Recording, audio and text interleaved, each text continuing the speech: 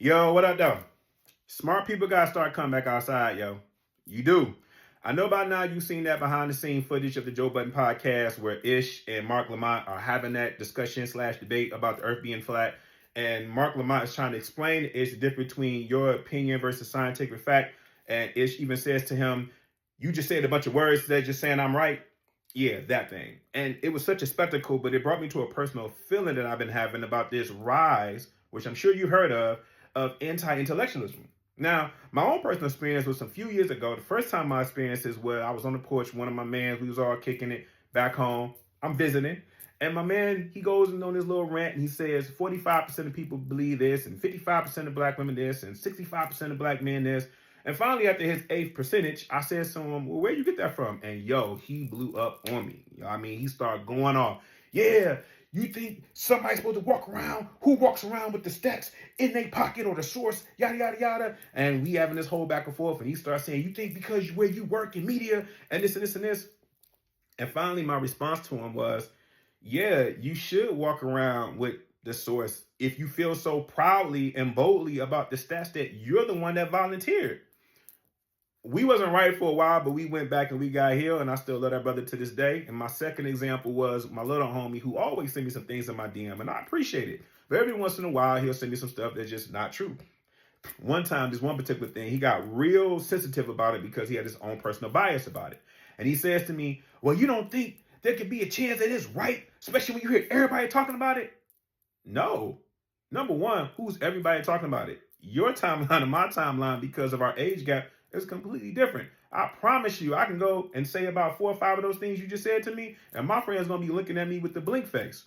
And then lastly, I remember having this conversation with one of my cousins, and it was a subject that I didn't agree with him on, but he went on this long Shakespeare soliloquy rant.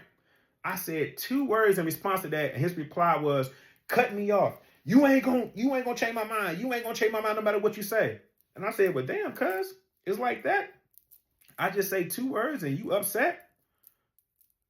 We are at a place right now where people are feeling very threatened by those who are in the profession or the expertise of it, and people are allergic to facts. In this new era of Trumpism, ever since everybody has the right to go out there and buy these crack epidemic new podcast mics, we somehow went from a society that understood that everybody has a right to opinion to my opinion somehow makes me right. And no, that's not true. You saying that the sky is green when the sky is blue doesn't make you right because you have a right to an opinion. When the dentist is actually giving me some knowledge about what's going on with my teeth, I'm not feeling threatened by the dentist and like, oh, so you think you know better than me. There's this ego-inflated culture that feels as if you challenge what they got to say, then you are somehow feeling like an elitist and you're smarter than them and you are making them stupid. No, you are making yourself be stupid. Because why in this age, in this era, are we still having a conversation about whether or not the earth is flat or not? That should be an open-end discussion. Why are we talking about that? 9 o'clock is 9 o'clock. I don't even know why we getting that. But shout out to my homegirl, Albert Cabal, who said to me one time in a group of people, knowledgeable people have to speak up in this era right now that we're in. We have to speak. And I struggled with that. I really did. Because I don't have the energy to go back and forth with you about whether or not if traffic is going this way, when clearly we both see that that's a truck, and you sitting there trying to tell me, no, that's a little birdie.